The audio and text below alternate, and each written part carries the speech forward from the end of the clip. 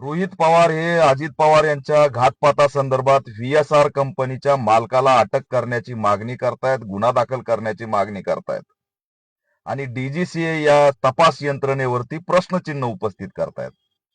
आश्चर्य याचं वाटतंय की याच्यात भाजपाचा प्रवक्ता नवनाथ बन हा उत्तर का देतोय, ते भातखळकर उत्तर का देतोय, याच्यात भाजपाच्या पक्षाच्या प्रवक्त्याचा रोल काय, या बनला उत्तर देण्याचं कारण काय.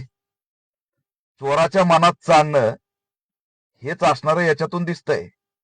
व्हीएसआर कंपनीचा मालक जर उचलला आणि त्याचा जर चांगला तपास केला तर बीजेपीचं कोणतं भांड उघडं पाडणार आहे याची भीती नवनाथ बन आणि भातखळकरला वाटायला लागली.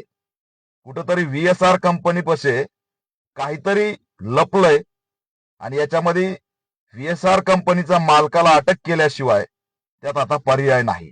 त्याला अटक केलं की या ठिकाणी भारतीय जनता पार्टीचा केंद्रीय मंत्री याचा मास्टरमाइंड निघतोय की काय याची भीती सुद्धा आता भाजपाला वाटायला लागली की काय, असं प्रश्न आम्हाला निर्माण होतोय.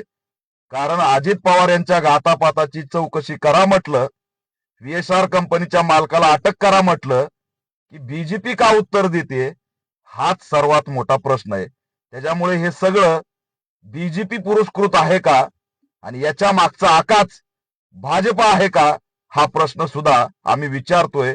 कारण हे भयभीत का होत आहेत हे प्रश्नचिन्ह महाराष्ट्राच्या जनतेसमोर निर्माण झाल्याशिवाय राहत नाही.